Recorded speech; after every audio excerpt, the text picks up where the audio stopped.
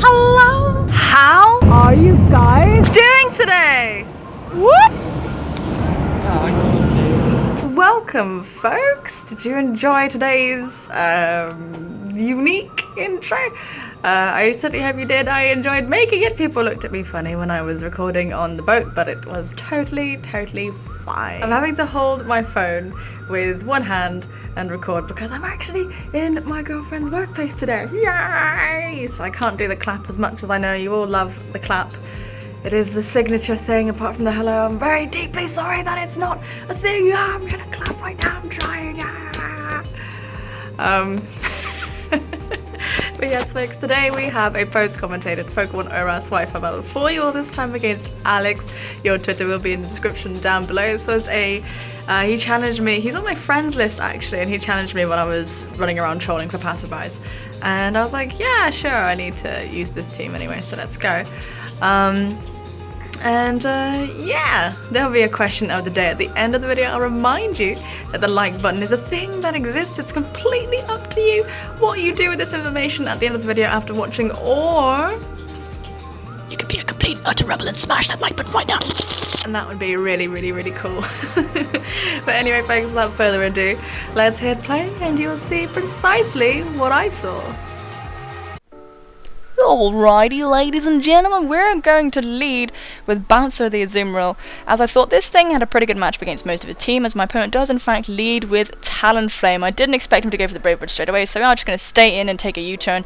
Judging by the damage, it looks banded, but it was a critical hit, so I'm not completely sure at this point, but the lack of life orb does seem to suggest it. Still not sure though. We're going to go for the play rough, predicting the out switch. We catch the Chansey, who takes that surprisingly well, but we are Assault Vest, not banded.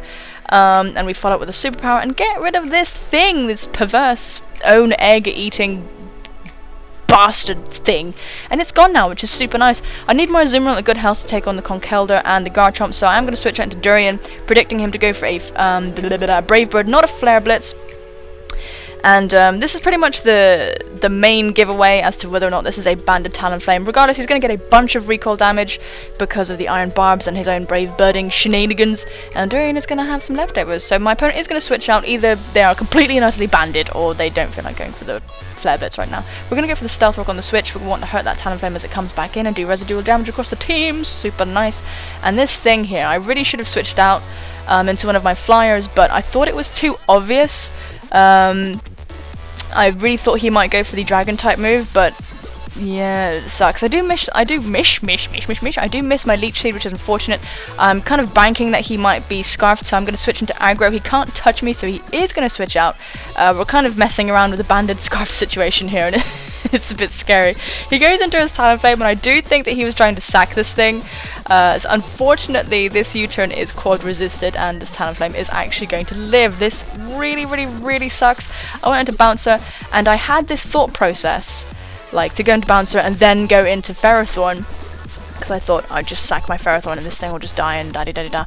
But it's a very stupid situation. This was just like, that was just like not a good play. But it's okay, because Azumarill is still alive, and I just need Azumarill alive and a Flyer alive to be able to contest with that Scarf Chomp. If that is a thing, if that happens, then I can win. It's fine.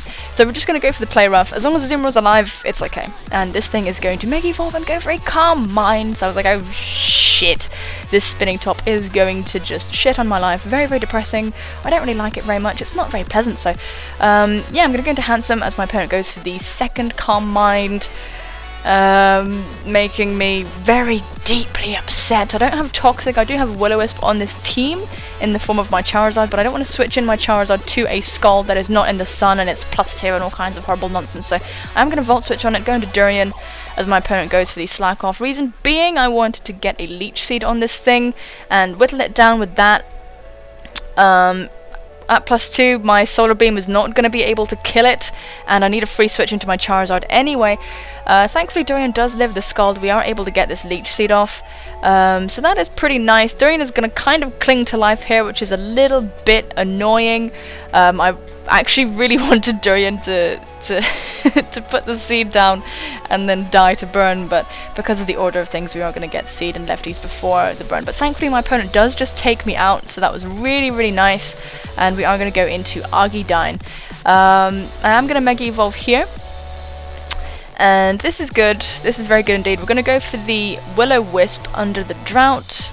And thankfully we managed to land it. It's good, that's really good. We've got Seed and Wisp on this thing right now as my opponent goes for the Slack off, trying to brace themselves at the Solar Beam. To be honest, I should have just gone for the Solar Beam here, but I really didn't know how much damage it would end up doing. At this point, yeah, I really wasn't sure, so we are going to go for the Solar Beam. I really didn't think it would do that much damage, but as you can see, it actually does a good amount. So if I'd just gone straight for the Solar Beam, it could have been that if I got a good roll, we would have been able to take out the Slowbro and have a Charizard at full health. So, shit, just lack of knowledge. So, we're going to go into Handsome now, as anything can kill this thing from this range. We're going to go for a Hyper Voice in the Sun. With our Wise Glasses and Solar Power, we are going to be able to take it out. I know it was only at 2 HP, but come on. I'm paranoid. So out comes Conkeldurr. I didn't think he'd go for a Mark Punch, so I'm just going to go straight for the Volt Switch. Don't even give a fuck. Even with the Assault Vest, this thing is going to take over 50%, which is insane. The power of Heliolisk. I love this thing. If it was Life Orb, oh my Christ. I think I'm just going to go for Life Orb and maybe do a Wish support thingy anyway. So I'm going to go into Tentacle, predicting a Drain Punch or a knockoff, as my opponent actually went for the Ice Punch, so that was really, really nice. We're going to go for the knockoff because Scald wouldn't have done anything in the Sun, and yeah, we do get rid of its Assault Vest, so now Scald is going to be doing something, but it's still not going to do that much, and we're going to get taken out by 2 Mark Punches. My opponent not going for Drain Punch because of the Liquid Ooze being a situation, so we're going to go into Bouncer, just go for the Aqua Jet, take this thing out. And that is totally fine. This Conkeldurr and its stupid top knot is gone. So out comes Bisharp.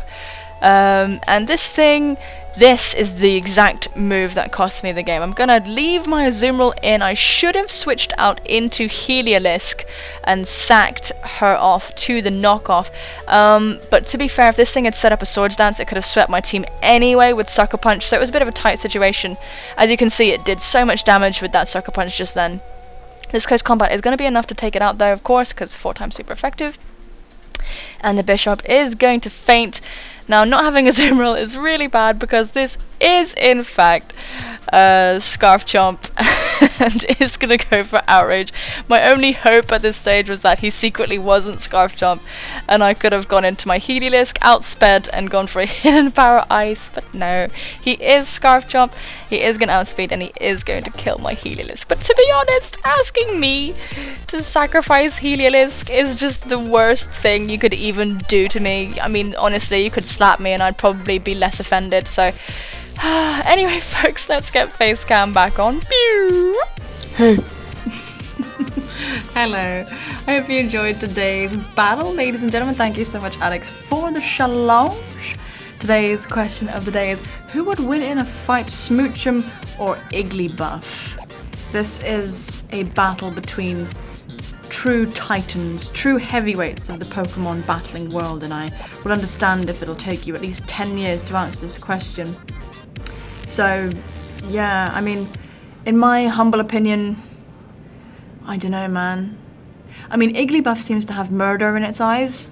The Igglies and Jigglies, they just seem to have that kind of murderous gaze to them, so I want to say it would be Igglybuff. But as well, if Smoochum gets a lovely kiss, you know, it could do some shit. I don't know. Is Nasty Plot an egg move? I'm not really sure. I'm thinking about this too much, aren't I? Anyway, folks, thank you so much for watching. Take care of your bad selves, and I will see you soon, my friends. Bye-bye!